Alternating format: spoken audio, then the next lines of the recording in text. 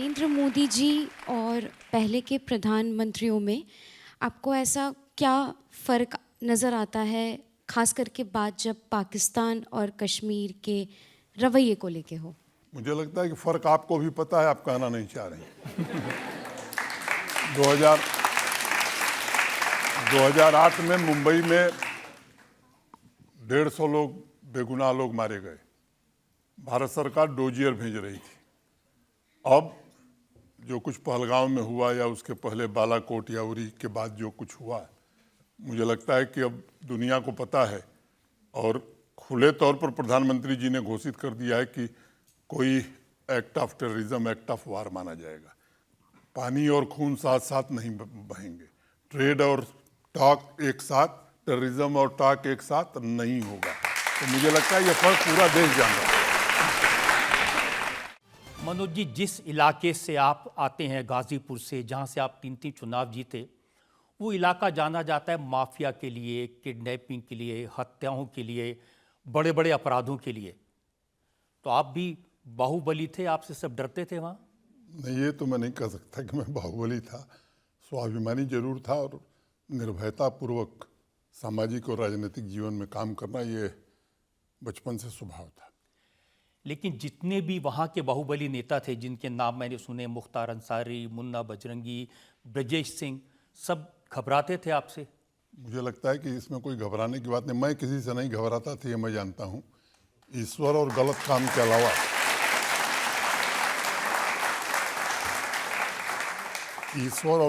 के अलावा तीसरे का भय होना, मैं समझता हूँ किसी मनुष्य के लिए ठीक नहीं है। अब मैं आपको दबंगई के उदाहरण देता हूँ। जी। जब आप बनारस हिंदू विश्वविद्यालय के अध्यक्ष थे, उस समय Kalulal Shrimali, farmer vice chancellor, Banaras visit करने आए थे। आप अपने साथियों के साथ उनसे मिलने गए, उनको किडनैप कर लिया, उनके गले में जूतों की माला पहना के घुमाया। ये सच है, इसको मैं स्वीकार करता हूँ। लेकिन कारण ये नहीं था कि वो दबंगई थी। हम लोग विद्यार्थी परिषद और राष्ट्रीय स्वयंसेवक संघ से जुड़े हुए थे। काशी हिंदू विश्वविद्यालय में लॉ कॉलेज के सामने पंडित मदन मोहन मालवीय जी ने एक राष्ट्रीय स्वयंसेवक संघ का कार्यालय बनवाया था। आपातकाल के दिनों में डॉक्टर श्रीमाली ने उसे ध्वस्त करा दिया। छात्र राजनीति में जो लोग सक्रिय थे, ऐसे सैकड़ों छात्र नेताओं को यूनिवर्सिटी से निष्कासित करने का काम किया। और मैं कहूँ कि एक तरह से लोकतंत्र को पूरी तरह से समाप्त कर दिया था डॉक्टर के.एल. श्रीमाली ने। एडमिनिस्ट्रेटर वो अच्छे थे, मैं आज उस बात को स्वीकार करता हूँ। तो हम लोगों के मन में जो भाव था वो आए थे, तो हम लोग गए थे। ये विचार करके नहीं गए थे। भरत सिंह जी उस समय छात्र संघ के अध्यक्ष थे, मैं विद्यार्थी परिषद में काम करता था, उनके साथ रहता था। वहाँ जाने के बाद कुछ परिस्थितियाँ ऐसी बनी कि उनको लेकर के हम लोग आए विश्वविद्यालय कि यहाँ ही इन्होंने ये सब जुल्म किया है, तो यहीं विद्यार्थी देख सकें कि जो जुल्म करेगा काशी हिंदू विश्वविद्यालय के विद्यार्थियों पर, तो उसका प्रतिकार करने के लिए विद्यार्थी नेता हैं। और फिर इस जुर्म में आपको जेल जाना पड़ा? जी, मैं जेल गया था। फिर मेरे पिताजी बड़े नाराज हुए थे। जेल से फिर छूट के आया। उसके बाद हमने आगे की पढ़ाई करी। और मैं आपको दूसरा उदाहरण देता हूँ। जी।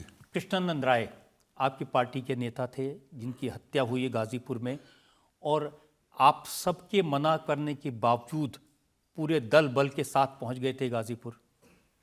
तो कृष्णानंद राय हमारे पार्टी के विधायक थे, हमारे मित्र भी थे। और जिस तरह से नृशंस ढंग से उनकी और बाकी एक ब्लॉक प्रमुख, एक भारतीय जनता पार्टी के मंडल अध्यक्ष, 7 लोगों की हत्या की गई थी, मुझे लगता है कि वो कायरता होती कि अगर कोई न जाता। मैं गया भी और उन लोगों के विरुद्ध मुकदमा मैं व्यक्तिगत रूप से जब तक रहा, वहाँ से लेकर के सुप्रीम कोर्ट तक लड़ता रहा और ये कोशिश की है कि वो अंजाम तक पहुँचे। और मैं मानता हूँ कि जिस तरह का भय और आतंक बिहार से लेकर के पूरी उत्तर प्रदेश में अपराधियों ने बनाया था, उस आतंक को तोड़ना बड़ा आवश्यक था। उसके खिलाफ अगर आप झुक जाते या डर जाते, तो मैं समझता हूँ कि फिर वो भारत और भारत के लोकतंत्र के लिए ठीक है। आपको तो बड़ा अच्छा ऑफर दिया था मुलायम सिंह यादव ने। उन्होंने कहा था कि समाजवादी पार्टी में आ जाओ तो हमेशा एमपी बने रहोगे। सामाजिक रूप से समीकरण वहाँ का इसी तरह का था। एक बार मैं पार्लियामेंट से निकला तो लॉबी में मुलायम सिंह जी मिले, उन्होंने मेरा हाथ पकड़ करके कहा कि कहाँ फंसे हो तुम, हमारी पार्टी में आ जाओ, जिंदगी भर एमपी रहोगे। तो हमने उनसे बहुत विनम्रता से किया कि मैं एमपी रहूं चाहे पैदल रहूं, आपकी पार्टी में मैं नहीं जा पाऊंगा।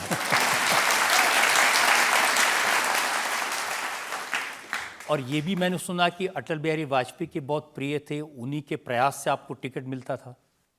अटल जी से मेरा परिचय हो गया था। ये सच है कि अटल जी का आशीर्वाद हमारे साथ था, और विद्यार्थी परिषद की जो उस समय की टीम थी उन लोगों से भी मेरा बड़ा संपर्क था। वो सुरेश अवस्थी जी, राम बहादुर राय जी, गोविंदाचार्य जी, विद्यार्थी परिषद में काम करने के कारण इन लोगों से भी बड़ा परिचय था। लेकिन अटल जी के कारण टिकट मिला, ये सच है। तो अब देखिए, एक तरफ माफिया आपसे घबराता था, एक तरफ मुलायम सिंह आपको ऑफर करते थे, एक तरफ अटल बिहारी वाजपेयी आपको देते, तो कुछ ना कुछ तो होगा आप में। अब ये तो वो लोग जाने कि क्या था, मुझे लगता है कि और जब मोदी जी की सरकार बनी 2014 में, तो उन्होंने भी देखा, उन्होंने आपको मंत्री बनाया अपनी सरकार में। हाँ, ये 2014 में मुझे पहली बार रेल राज्य मंत्री के रूप में काम करने का अवसर मोदी जी ने दिया। और मुझे लगता है कि मेरा परिचय उस समय मोदी जी से इतना नहीं था। अमित शाह जी उत्तर प्रदेश का काम देख रहे थे, तो चुनाव के दौरान उनका आना जाना काफ़ी था। राजनाथ सिंह जी पार्टी के अध्यक्ष थे, उनसे मेरा पहले से संपर्क था। तो विचार करके ही इन लोगों ने फैसला किया होगा। अरुण जेटली जी थे, विद्यार्थी परिषद के दिनों से हम लोगों को जानते थे और बराबर मदद भी करते थे, मार्गदर्शन भी करते थे। मैंने तो सुना कि आपका काम देख के, आपकी दबंग आदत देख करके उन्होंने आपको बाद में टेलीकम्युनिकेशन का इंडिपेंडेंट चार्ज दिया, क्योंकि ये ऐसा मंत्रालय था जिसमें बड़े बड़े ताकतवर लोग इन्फ्लुएंस करते थे मंत्री को। अब किस कारण से उन्होंने बनाया, उन्होंने कुछ तो सोचा होगा। अब उन्होंने क्या सोचा ये वो बता सकते हैं, उसके बारे में मैं बता पाऊँ ये तो मुश्किल है। लेकिन उन्होंने जिम्मेदारी दी और मैंने अपनी योग्यता क्षमता भर ईमानदारी से कोशिश की कि उस कोयले की कोठरी में कहीं भी कालिख न लगने पावे। ये सच है कि जिस दिन आप मंत्री बने उस दिन आपने अपने बेटे से कहा, जो इंजीनियर हैं, एक टेलीकॉम कंपनी में काम करते थे, उनको कहा कि भाई नौकरी छोड़ दो अब तुम। ये सब कहाँ से खोज के ले आए हैं और मेरा बेटा जो है वो बीआईटी से इलेक्ट्रॉनिक्स इंजीनियरिंग की पढ़ाई किया था। वो हुआवे नाम की एक टेलीकॉम कंपनी थी, चाइनीज़ कंपनी थी, उसमें नौकरी करता था।